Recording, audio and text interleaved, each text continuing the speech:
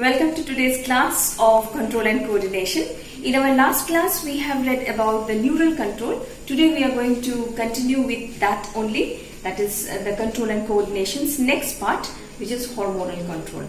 Now, hormonal control is achieved by the help of the hormones, both in case of the plants and the animals. But there is a slight difference between the hormonal control in case of plants and hormonal control in case of animals. First, we will be discussing about the hormonal control in plants. In case of plants, the movement in plants is not under the guidance of the central nervous system because plants do not have any kind of nervous system. So, how do they control their movement?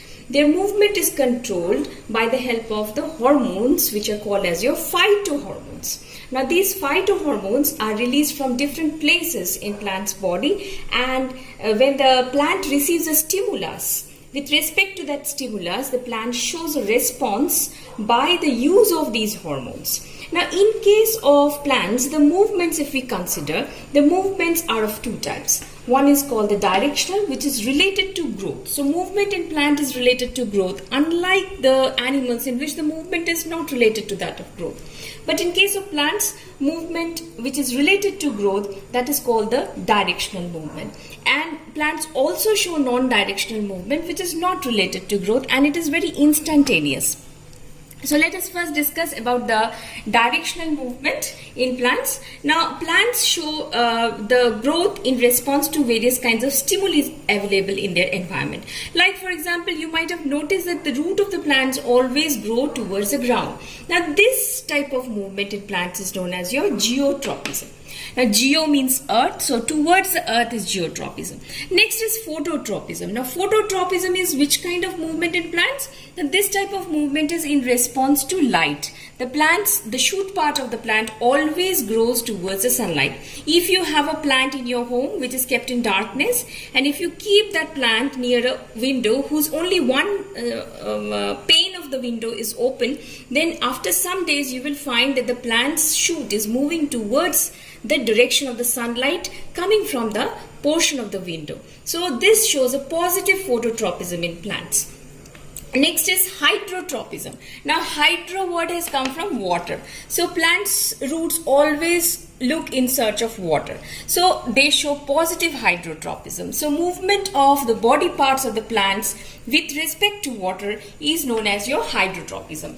The next one is called as your chemotropism. Now, chemotropism is the kind of movement in plants in response to chemicals. You might have noticed that the pollen grains, when they fall on the stigma of the plant, then they start germinating because there is a reaction, there is an interaction between the pollen grain and that of the stigma, as a result of which the pollen tube germinates, and this type of movement is known as your chemotropism. So here you see all the type of tropic movement are directional movement, and they always respond towards the that is your stimuli. That is either towards the stimuli or away from the stimuli. Like geotropism, if I talk about, the roots are positively geotropic, but the shoot is negatively geotropic. So in terms of shoot, if you talk about, it is away from the stimulus. But in terms of root, if you talk about, geotropism is positive. Next is which hormones of the plants are responsible for this kind of growth or the movement in plants. First hormone in plants is auxin. Now, auxin helps in the bending movement of the plant. Like I told you that the plant kept in darkness will be moving towards the sunlight. That is because of the bending movement, or concentration of auxin will be more towards the darker side of the stem. As a result, more cell division will take place there compared to that of the place where the sunlight is falling. So, it curves and thus bending movement takes place. Next is gibberellin. Now, gibberellin helps in the elongation of the internodal region of the stem. As a result, the plant grows in height. Next is cytokinin. Cytokinin hormone in plants helps in the cell division. So if there is a meristematic tissue, so there is actually accumulation of more cytokinin, which results into cell division in case of plants. The last one here is abscisic acid. Now, all the hormones are not related with growth, means they are not growth promoting. This hormone, this particular hormone, this is growth inhibiting hormone. Okay. So, what is the function of this hormone? That it prevents excessive loss of water from the plant's surface, that is, it closes the stomata during the summer season. So this way it prevents excessive loss. So it is inhibiting the opening and closing of stomata. So this is how it means abscisic acid is a growth inhibiting hormone. Where the fruit is to be fallen, where the leaves will fall, so there will form an abscission zone where the accumulation of abscisic acid will take place, and as a result the leaf will fall or the fruits will fall. Non-directional movement with respect to, which is not related to growth, and with respect to, of course, hormonal distribution. Here I have drawn one diagram. It is not in your NCERT book, just for your information to make it clear that how the touch me not plant closes its leaflet is that in the normal case, when the touch me not plant leaves are upright, that is extended, that time there is a base of the leaf is swollen, which is called pulvinus. Now this pulvinus has lot of water in it. The moment any stimuli comes and touch, now this will be traveling like an electrical impulse by means of hormone. It will go from one cell to next cell and come to the pulvini. In the pulvini, what will happen is that the cells which are inward, they will lose water, and as a result what will happen is that shrinkage of cell will take place. That will result into drooping down of the leaflet. So that is how the mechanism of folding of the leaf of the touch me not plant takes place in case of plants. Besides, it has thigmonastic movement. Cismonastic movement is in case of touch me not plant, and photonastic movement we see in case of your moonflower, in case of your sunflower, that during the daytime the sunflower opens, and the moonflower it actually opens during the night time. And thigmonasty in response to any kind of obstruction in the ground, the root will just move away or bend away from there.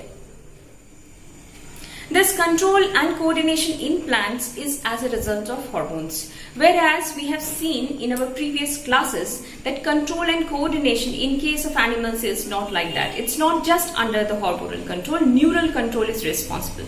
But what is the basic fundamental difference between that of the neural control and the hormonal control is that the neural control is short-lived. It is quick, as we have seen in case of reflex action. Even if it is not reflex action, it is short-lived and it has nothing to do with the growth. So neural control is not regulating the growth of an organism, but hormonal control is associated with the growth of the organism in case of animals too.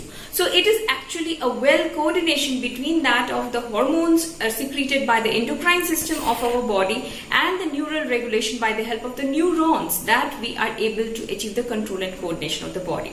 See, the problem with the neural system is that it is not connected with each and every cell of our body. So all the cells or all the tissues cannot respond accordingly. So but the hormones can be taken by means of bloodstream, and it can go to each and every cell of our body and make it function. So that is the advantage of the hormonal control. So togetherly when they function, then the organism's homeostasis can be maintained and the organism's movement can be in control, the organism's growth can be in control. So body's control and coordination will be because of the effect of both endocrine system as well as the nervous system. So let us come to the endocrine system in case of animals. Now the endocrine system of our body comprises of the endocrine glands, which are also known as ductless glands. The reason is because these glands pour their secretion directly into the blood, and the blood carries them to the respective target organs where they function.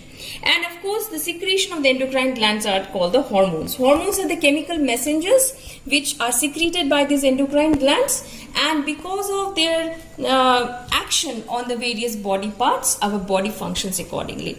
Now there are various endocrine glands in our body. The master gland of our body is called the pituitary gland, but there is a master of master gland. Now who is that master of master gland? Perhaps you remember, that is called as your hypothalamus. So hypothalamus is the master of master gland. Okay, fine. Now its secretion actually guides the pituitary gland to secrete its secretion, which in turn will guide the other endocrine glands of our body to secrete its secretion. Now there are various glands, endocrine glands in our body. Now what are these endocrine glands? First I told you pituitary gland. Have you seen sometimes we are exercising too much, isn't it? And still we are not growing. because of the lack of the growth hormone.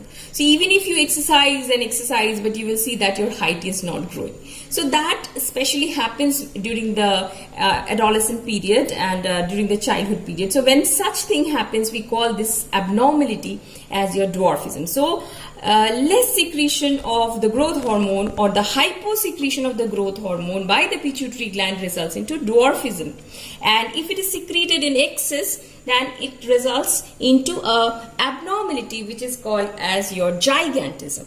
Now next, after this, if we talk about another gland which is present in our neck region, that is called as your thyroid gland. Now thyroid gland is the biggest of all the endocrine glands, and it secretes a hormone called thyroxine.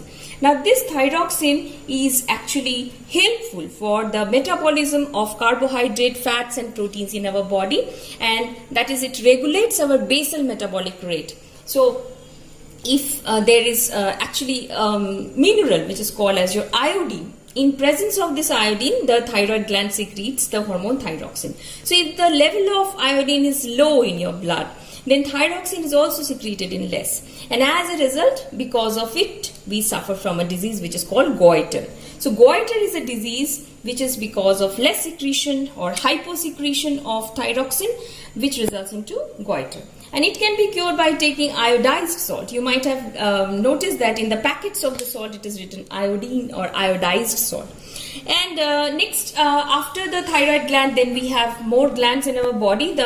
Another very important gland of our body is adrenal gland, isn't it? Now this gland is present at the top of our kidney in the form of two caps, and this gland is called the emergency gland. When we are in a frightful situation, when we are in, when we are in excitement or anger, that time this hormone is secreted in excess. Of course, it is under the neural regulation also.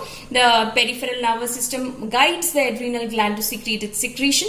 During that time, the blood pressure increases, the heartbeat increases, the breathing rate increases, that is more metabolism begins, and as a result of it, ATP is generated. So we try to run away from the situation. Suppose you went to a zoo, and inside the zoo you found in the cage there is a tiger or a leopard, and you just go near to it to find out how it looks like, and suddenly it roars at you.